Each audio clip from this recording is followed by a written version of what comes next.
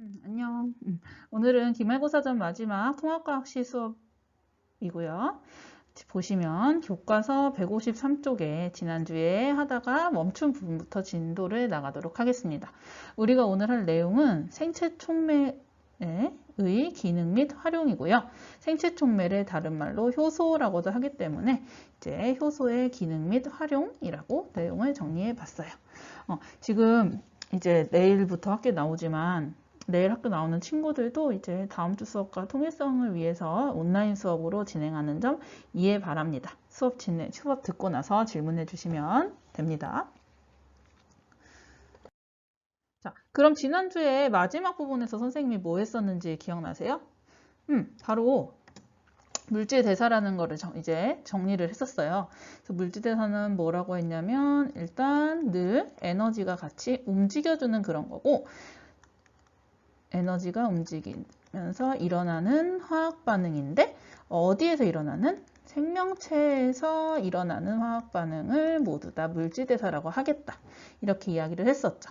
그랬을 때 크게 화학 반응을 둘로 나눴어요. 어떻게 나눴냐면 큰 걸 작게 만드는 스타일이랑 작은 걸 모아서 붙여서 크게 만드는 스타일. 이렇게 나눈다고 했었죠. 그래서 아래 것처럼요, 작은 것들이 연결이 되려면 그만큼 여기로 에너지가 들어와 줘야 된다. 그래서 에너지가 흡열되는, 에너지가 흡수되는 반응이다. 그쵸? 그래서 이게 뭐예요? 동화작용이었죠. 기억나죠? 나죠? 그 다음에 위에처럼 우리가 밥 먹으면 그걸 쪼개는 것 같은 소화 같은 게 대표적인데, 이렇게 큰 걸 작은 걸 쪼갤 때는 큰 거 안에 담겨있던 에너지가 그만큼 빠져나올 수가 있다. 그리고 에너지랑 열이랑 같이 움직인다. 그래서 발열 반응이면서 그 다음에 에너지가 방출된다. 이렇게 표현을 했어요. 그래서 이걸 뭐라고 한다? 이화작용이라고 했었죠. 이화나 동화나 공통적으로 물질이 왔다 갔다 변하는 화학 반응인 건 공통점. 그렇다 보니까 에너지가 출입이 있다는 거 공통점. 그리고 여기서 이어지는 거예요. 바로 얘네들이 일어나려면 반드시 효소라는 물질이 도와줘야 합니다. 효소는 뭐냐면 생물체 내에 있는 촉매 물질이에요. 우리가 생활 속에서도 촉매제, 촉매작용, 촉매 기능 이런 말 쓰는데, 촉매라는 건 뭐냐면 화학 반응이 잘 일어날 수 있도록 도와주는 물질이거든. 근데 이게 누구한테 있어? 생명체한테 있어. 그래서 생체라는 말 붙인 거예요. 그리고 이걸 달리 말해서 효소라고 이야기를 합니다. 그래서 오늘의 핵심 개념은 바로 생체 촉매이자 효소고요. 이 효소가 도와주는데, 근데 어떻게 도와줄까? 그 원리랑 관련된 용어, 활성화 에너지라는 용어를 다룰 거예요. 그래서 수업이 마치고 나면 생체 촉매의 역할을 설명할 수 있으면 되겠습니다. 네, 그럼 효소의 정의, 좀 전에 뭐라고 했지? 금세 말했는데 벌써 잊었어요? 물질 대사가 잘 빠르게 일어나도록 도와주는 물질이라고 했죠. 근데 얘 효소하면 효소라는 게 어떤 물질일 텐데 그 물질의 주성분이 뭐였을까? 우리 중간고사 범위에서 누가 우리 몸을 되게 많이 채우고 있고 다양한 기능 한다고 했는데 그 중에서 효소와 호르몬의 주성분이라는 거 우리 공부했었거든? 어떤 물질이었지? 그렇지. 바로 단백질이었어요. 기억나시죠? 그래서 효소의 정의 한번 해볼게요. 효소라는 거는 생명체 내에서 촉매의 역할을 해주는 단백질이다. 그리고 생물체 내에서만 생기기 때문에 생체 촉매라고도 한다. 이렇게 하고요. 그래서 생체 촉매이자 효소가 우리 몸에서 해주는 역할들이 뭐냐? 교과서 그림으로 이렇게 나와 있는데 거기 보시면 세 가지가 나와 있을 거예요. 이런 다양한 기능을 한대. 1번, 이러고 있죠. 뭐 하고 있어? 양분을 막 만들고 있어. 이거 뭐예요? 그렇지. 광합성입니다. 그럼 질문. 광합성은 동화작용일까요? 이화작용일까요? 합성이 들어가 있어. 그리고 광합성은 이산화탄소랑 물을 이용해서 커다란 포도당을 만들어. 다른 것도 만들지만. 그러니까 이거 뭐예요? 동화작용의 대표적인 예시입니다. 자, 두 번째. 이 보니까 지금 얘가 대장균이었던 것 같은데, 균이 포도당 분해해서 안 죽으려고 에너지 만들고 있어요.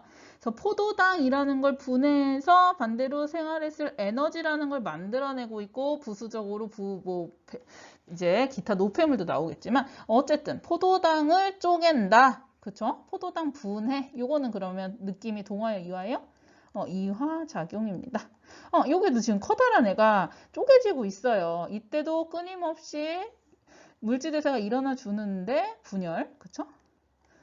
요때는 지금 뭐하냐? 누가 도와주냐? 효소가 도와준다는 거야. 동화든 이화든 뭐 분열이든 소화든 흡수든 배설이든 모든 물질대사라는 게 내 몸에서 일어나려면 늘 효소가 도와준다라고 보시면 되고, 지금 여러분들이 앉아서 공부하시는 거 있죠? 학습해. 그 열심히 막 뇌세포 지금 돌아가려면 에너지 끊임없이 공급되고 있단 말이에요. 그런 에너지를 지금 누가 미토콘드리아에서 열심히 분해해가지고 여러분들에게 에너지 공급해주고 있다는 거. 이런 거 전부 어쨌든 생명 활동은 전부 다 효소가 도와준다라고 보시면 되겠어요. 자, 그러면 선생님 뭐 해놨는데 왜 안 나오냐? 효소랑 그럼 어떻게 일어나냐? 효소라는 애가 왜 어떻게 빠르게 해주냐? 그 빠르게 해주는 것과 관련이 있다는 개념이 바로 활성화 에너지. 활성? 뭐 좋게 하는 걸 활성이라고 하잖아. 활성화 에너지라는 건 뭐냐면 어떤 화학 반응이 진행되려면 필요한 최소한의 에너지 값을 이야기하는 거예요. 보통 화학 반응들은 그래서 굉장히 어디서 일어나냐면 고온에서 일어나요. 그만큼 에너지가 충만한 상황에서 화학 반응이라는 게 진행이 되는 거예요. 왜냐면 어떤 화학 반응을 선생님이 반응물과 생성물 사이에 관계를 그려볼게요. 여기가 이제 반응물과 생성물이고 여기 시간이 여기 뭐 에너지 값이라고 했을 때 보통은 이제 어떤 화학 반응이 진행이 되고 싶어. 그러면 에너지가 많이 모여가지고 그래야지만 화학 반응이 띡 이렇게 진행이 되는 거예요. 많이 모아야 돼. 뭐를? 에너지를. 여기 이 언덕배기 있죠. 얘가 넘어야지 화학 반응 결과물이 이렇게 나오거든. 요 넘어야 되는 요만큼 언덕을 우리가 뭐라고 부르냐? 방금 말한 활성화 에너지라고 부르는 거예요. 다시 한번요. 어떤 화학 반응이 진행되려면 요구되는 필요한 최소한의 에너지를 말합니다. 활성화 에너지는. 그럼 도대체 효소는 여기서 뭘 하길래 화학 반응이 빨라지게 해주냐? 바로바로 예상하셨겠지만 원래는 많이 모아야 돼. 근데 효소가 있으면 조금 덜 모아도 뿅 하고 넘어가는 거예요. 다시요. 많이 모아야 되는 활성화 에너지를 이 활성화 에너지 값을 낮춰주는 거예요. 그러면 이 차액만큼은 에너지를 못 모아도 진행이 되겠네. 그래서 상대적으로 낮은 저온에서도 화학 반응이 가능한 거예요. 되게 쉬운 예를 들면 우리가 불타는 그런 화학 반응식을 한번 해볼게요. 우리가 새우깡을 사가지고 불태워서 새우깡 태워. 이런 작업. 그러면 새우깡도 포도당이니까 여기서 이제 새우깡을 태우려면 보통 우리 막 성냥으로 불 붙이면 400도씨 가까이 올라가야지 막 불탄단 말이에요. 연소라고 하죠. 무서운. 그런데 우리가 새우깡 드시면 바로 똑같은 게 여러분 몸속에서 일어나요. 근데 문제는 우리 막 새우깡 먹었다고 막 불타지 않잖아, 내장이. 그냥 괜찮네, 맛있네 이거 말죠.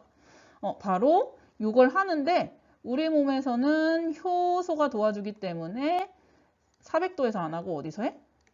여러분 체온에서 하는 거예요.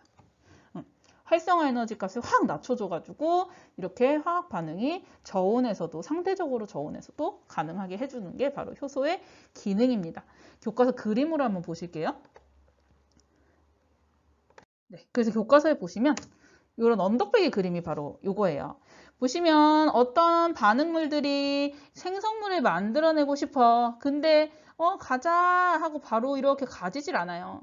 반드시 가려면 넘었다가 가는 거예요. 다시요. 반응물이 생성물이 되려면 당장 내가 가고 싶은 방향으로 가는 게 아니라 반드시 요구되는 활성화를 위한 화학반응 활성화를 위한 에너지가 있어요. 에너지 언덕이라고도 표현해요. 왜냐면 산처럼 생겼죠. 이 에너지 언덕 값을 이렇게 에베레스트야 가려면 힘들겠죠. 엄청 에너지 모아서 고온 돼야 된다고. 그런데 효소가 있으면 요게 뒷동산만큼 낮춰줄 수가 있는 거죠. 그러면 보다 쉽고 빠르게 화학 반응, 물질 대사가 진행될 수 있다는 겁니다. 되시겠죠? 자, 이런 효소의 작용 원리에 대해서 설명을 했고, 이 효소는 어떤 그럼 또 특성이 있느냐? 아까 뭐 주성분이 단백질이다. 이건 이미 말씀을 드렸고요. 두 번째 효소의 특성은 이게 우리가 효소라고 하나 배우고 있지만 효소가 여러분들한테 몇 종류 있을 것 같아? 우리 몸에서 일어나는 물질 대사가 수만 종류라면 그 수만 종류마다 각각의 효소가 있는 거예요. 즉, 효소는 자기가 할 수 있는 일이 정해져 있는 거예요. 어떻게 정해져 있을까? 내가 효소가 이렇게 생겼어. 그런데 여기에 들어올 수 있는 나에게 어울리는 커플이 정해져 있는 거예요. 나는 이렇게 생겼는데 이렇게 생긴 물질이 여기 결합할 수가 없어. 그래서 이런 효소의 특성을 첫 번째로 반응물이 정해져 있다라고 이야기를 합니다. 효소는 각자 자기와 구조와 맞는 반응물하고만 결합해서 도와줄 수가 있어요. 유식하게 뭐라고 해? 기질 특이성이라고 해. 기질이 바로 반응물을 말하거든요. 요거 기질인 거야. 그래서 기질 특이성이라고 해서 나랑 구조가 맞는 반응물하고만 결합해가지고 촉매작용을 도와주는 거예요. 자, 그다음에 또 하나의 특징은 뭐냐? 그래서 이제 결합을 해서 도와줬어요. 이제 촉매작용을 해줬어. 그리고 나면 이제 반응물은 생성물로 바뀌어서 빠이빠이 나만의 길을 갈 거란 말이야. 반응물이 이제 이화작용이라고 할게요. 반응물이 효소 만난 다음에 두 개로 쪼개져서 나왔다? 그러면 얘를 도와줬던 이렇게 생겼던 이 친구는 어떻게 갔을까? 이 효소는 그러면 같이 짜게질까? 아니면 더 커질까? 바로바로 효소는 그냥 효소는 바로바로 그냥 똑같이 있어주는 거예요. 즉 자기 자신은 변하지 않으면서 촉매작용을 합니다. 그 말인즉슨 효소를 다시 재사용할 수 있다 없다? 있다는 거죠. 그래서 효소의 두 번째 특징은 효소의 재사용이 가능하다는 거예요. 효소는 화학 반응이 끝나면 생성물과 분리되어 어떻게? 나는 예전과 다를 바 없어. 반응 전과 같은 상태로 그냥 있어요. 그러니까 다시 또 다른 친구 새로 오면 또 결합하는 거야. 아까 누구? 자기랑 정해진 친구가 또 온다면. 남이 오면 소용없어요. 나랑 똑같은 애가 또 오면 또 그 일을 할 수 있다는 거예요.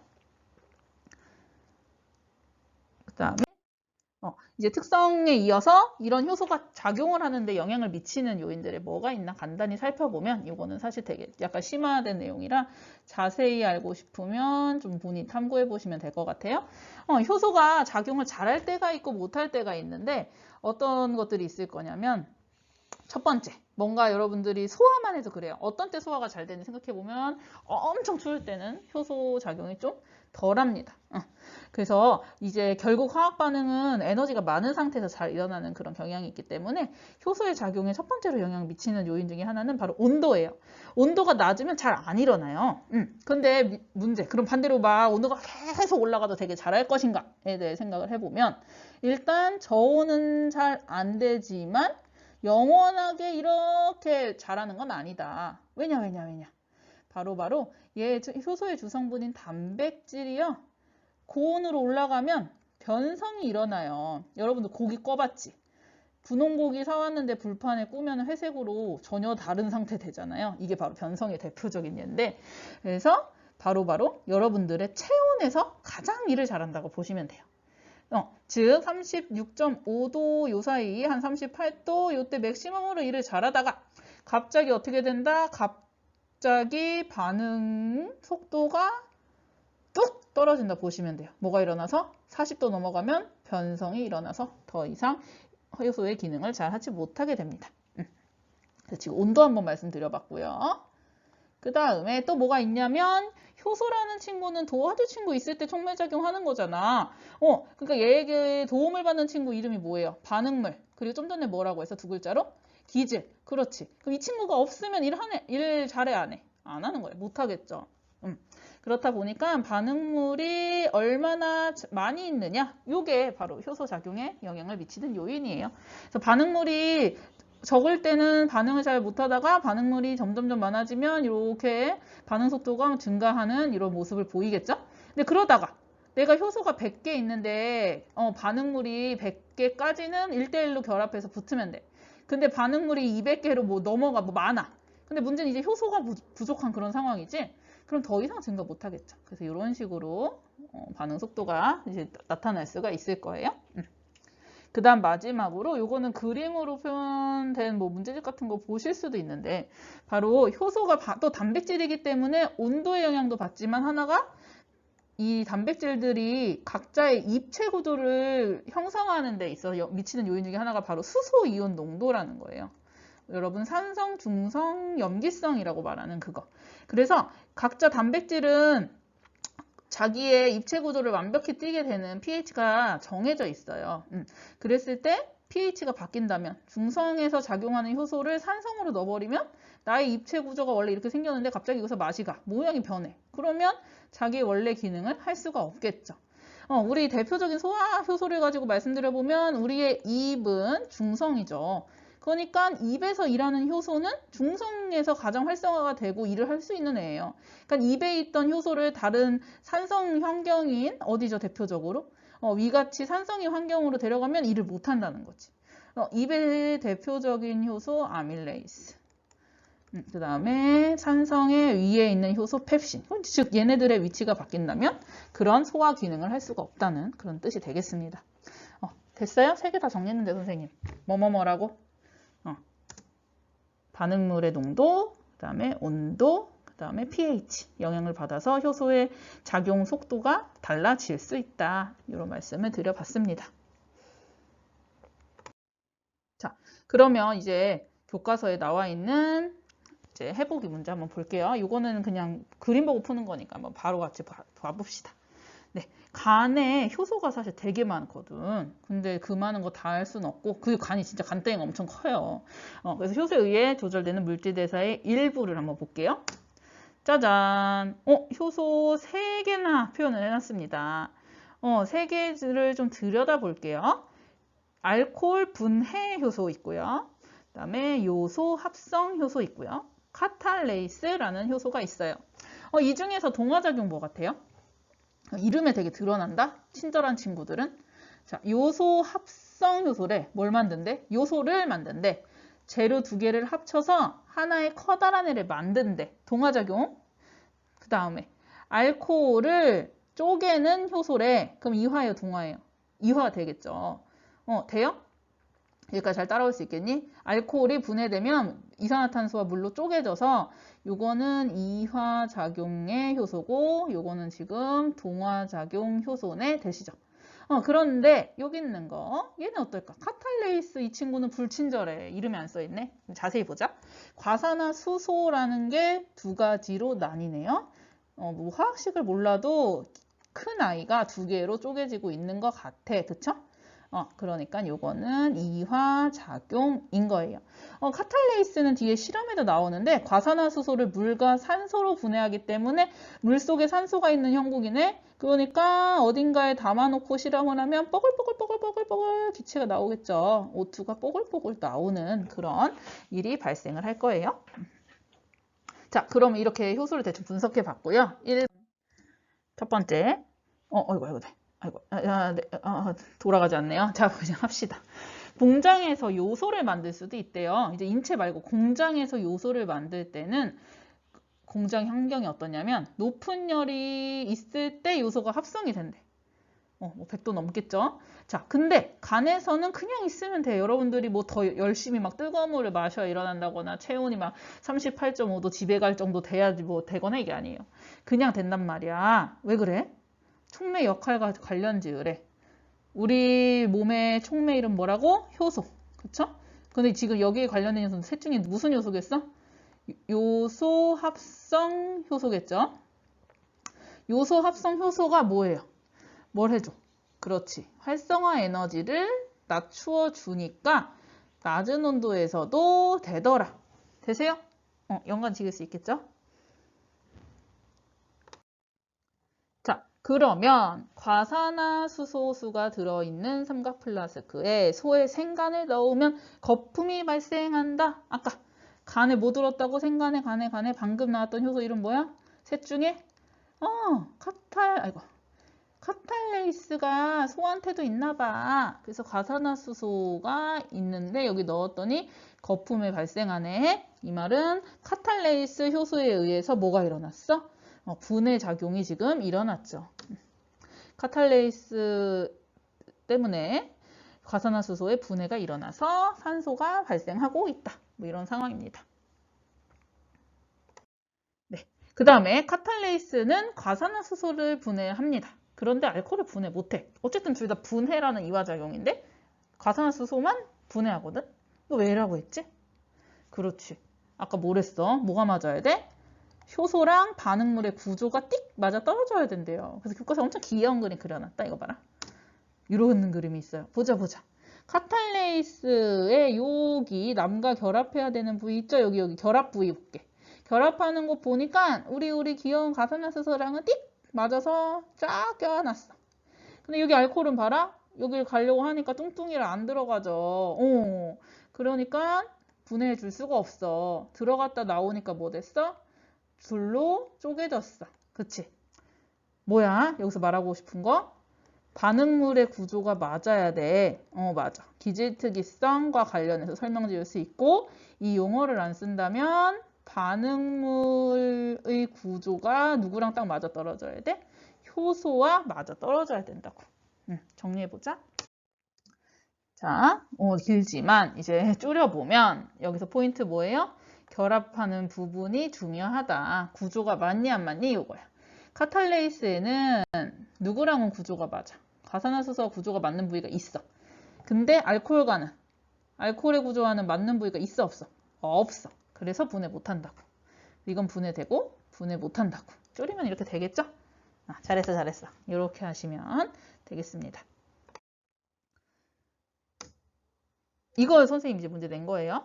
근데 제가 지난주에 이걸 학습지를 이미 나눠주고 해가지고 벌써 올린 친구들이 있는데, 예습 완전 했어. 자, 지금부터 한번 생각해서 써보시면 되겠습니다. 온라인 클래스 게시판에 지금 선생님 수업 들어보니까 좀 더 이제 알겠다 하는 거.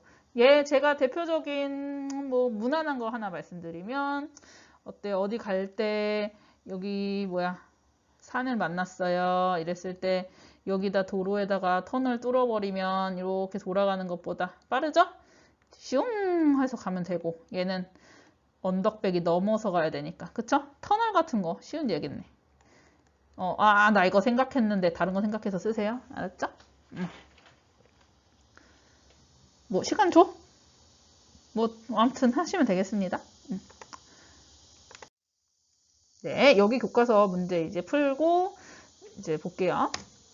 자, 생명체 내에서 물질이 합성되거나 분해되는 모든 화학 반응 뭐라고 해? 이거 편집 깨졌네? 물질 대사, 그쵸? 그 다음에 물질 대사에서 효소가 없을 때보다 있을 때 화학 반응이 더 빠른 까닭은 뭐가? 활성화 에너지가 낮아지기 때문이다. 그렇죠? 자, 개구리가 겨울잠 잘 때 물질 대사가 저하된대. 왜 그럴까? 여기서 연관지을 게 뭐야? 언제 자? 겨울잠. 겨울에 자네? 겨울의 특징 뭐니 얘들아? 온도가. 그치, 낮아. 그렇지? 물질 대사 도와주는 애가 누구야? 방금 이까지 열심히 공부하고 오신 효소죠. 생체 촉매죠. 이 친구 뭐라고? 특징? 누구 영향받아? 온도 영향 받는다고. 그런 연관지어서 정리해 볼게요. 체온이 낮아짐으로 물질 대사가 활발히 일어나지 못한다는 거. 되시겠죠? 이제 거의 다 왔어. 그래서 이제 여기부터는 좀 단순하게 그냥 듣고 이렇구나 하고 적용하고 살짝 외우시고 하는 정도. 자, 이제 마지막 내용인데요. 바로 이 촉매 효소가 그래서 도대체 생활 속에서 어떻게 쓰이냐, 효소의 활용입니다. 이제 다양한 분야에 대한 예시를 들어드리면 이거는 그런 거네 하고 아시면 되겠습니다. 일상생활에서 생체 촉매를 사용하는 사례 한번 집에서 볼까요? 어디서 쓰일까? 여기 다양하게 많이 표시되어 있는데 어디 쓰이나 보시면 여기 지금 요리하고 계실 때 있고요. 그 다음에 여기 지금 세탁기에 세제 넣고 계시고요. 그 다음에 이거 뭐 하고 계시니? 여기 뒤에 밖에 무슨 빨래 널려 있고요. 그 다음에 여기 지금 뭐 하시는 거니? 뭐 같아요? 배 찌르고 있는 거 보여요? 뭐야? 왜 배 찔러? 들어본 적 없니? 이거 혈당 체크 같은 거 할 때 저런 식으로 하시거든요. 그래서 지금 효소의 다양한 생활 속 활용을 어떻게 좀 나눌 거냐면 이제 의약품이나 그 다음에 생명공학, 집에서는 좀 아니지만 생명공학, 그 다음에 화학 제품, 그 다음에 생활용품, 그 다음에 음식 뭐 이런 정도로 나눠보려고 하고요. 교과서 글로 잘 길게 써 있는 걸 제가 예쁘게 표로 그려온 정도 보시면 될 것 같아요. 자, 그래서 이렇게 6개로 본다고 했는데 마지막 거 생명공학이 안 보이네. 선생님 얼굴 나오느라. 식품, 그 다음에 환경정화, 그 다음에 생활용품, 그 다음에 화학제품, 그 다음에 의약품 및 의료기기, 그 다음 마지막으로 생명공학 분야에서 쓰이는 생체촉매 정리하겠습니다. 고추장, 된장 이런 거 발효를 이용한 그런 거라서 나와 있고요. 환경정화 할 때 이제 미생물들 활용해가지고 미생물의 효소가 환경정화에 도움이 되는 경우 있고, 그 다음에 효소 세제나 효소 치약 같은 게 있어서 여러분들의 청결과 관련해서 활용되기도 하고요. 그 다음에 의약품의 의료기기에는 아까 혈당을 체크하는 그 상황에서 쓰이기도 합니다. 이거 대충 말했으니까 예쁘게 표로 정리해 줄게요. 띡. 자, 선생님 때문에 잘 안 보이면 선생님 좀 이따 화면 저 위로 올려놓고 일단 찍어 보겠습니다. 그래서 식품, 된장, 고추장, 김치, 치즈 등 발효식품은 전부 효소가 쓰인 거라 보시면 되고, 그 다음에 단백질 분해 효소가 들어있는 고기 연화제라는 화학제품도 그렇지만 뭐 그냥 사과, 배 같은 거 넣어서 고기 연하게 만드는 거 천연 고기 연화제겠죠. 그 다음 생활용품으로 효소 세제를 쓰면 더 세척이 잘 되고, 뭐 효소 설거지 용품도 마찬가지예요. 밥알을 잘 분해해주는 그런 걸 쓰면 밥알에 들러붙은 식판이 좀 깨끗하겠죠? 그 다음 의약품 중에 소화제라는 건 결국 소화 효소를 여러분들이 약을 통해 흡수해 주시면 탄수화물이나 뭐 지방이나 단백질 소화제라고 하면 그거에 효소를 넣어서 만든 거라 보시면 되고, 혈전 용해를 시켜주는 효소를 이용해가지고 피딱지들을 이제 뭐 혈액 안에 그런 응고 덩어리들을 분해해 주는 거, 그다음에 혈당 측정할 때 포도당을 검출해내는 그런 효소를 활용하고요. 그다음에 소변 검사할 때도 이런 효소를 이용해서 화학 반응이 일어나면 그걸 받아들이는 검사지로 쓰고 있습니다. 생활 화수나 공장 폐수 정화시킬 때 미생물의 효소 같은 거 이용 가능하다 했고요. 이제 섬유 의류 가죽 제품들을 생산할 때 효소를 활용할 수 있어요. 마지막으로 DNA 재조합 기술처럼 생명공학 분야에서 DNA 재조합을 하려면 어떻게 하냐면 이제 이런 플라스미드라는 동그란 DNA가 있을 때 이용이 되는데 여기를 잘라서 여기다 유전자를 넣어야 되거든요. 그래 재조합 된단 말이야. 근데 이걸 자를 때 뭐 하냐? 쓰는 게 바로 제한 효소라는 이제 자르는 효소를 쓰는 거예요. 그럼 잘라서 사이에 유전자 넣었어. 그럼 다시 붙여야 되잖아. 그럴 때 다시 또 붙이는 효소를 쓰는 거죠. 그런 식으로 생명공학에 이용할 수가 있겠습니다. 자, 여기까지 해서 기말고사 내용 범위는 끝이에요. 근데 이제 시간 남았죠? 남은 시간 동안 우리 교과서 뒤쪽에 종합 문제들이 있어요. 168쪽에서 171쪽에 있는 문제 풀이하시고 질문 있으면 선생님한테 질문하시면 되겠습니다. 그러면 이제 기말고사 잘 끝내고 이제 마지막 경시대회 때 우리 필요한 내용 1시간은 EBS 강의로 아마 대체할 것 같아요. 그걸로 보시고 어쨌든 질문 생기거나 하시면 저에게 문의하시면 돼요. 수업 듣느라 고생했어요. 안녕.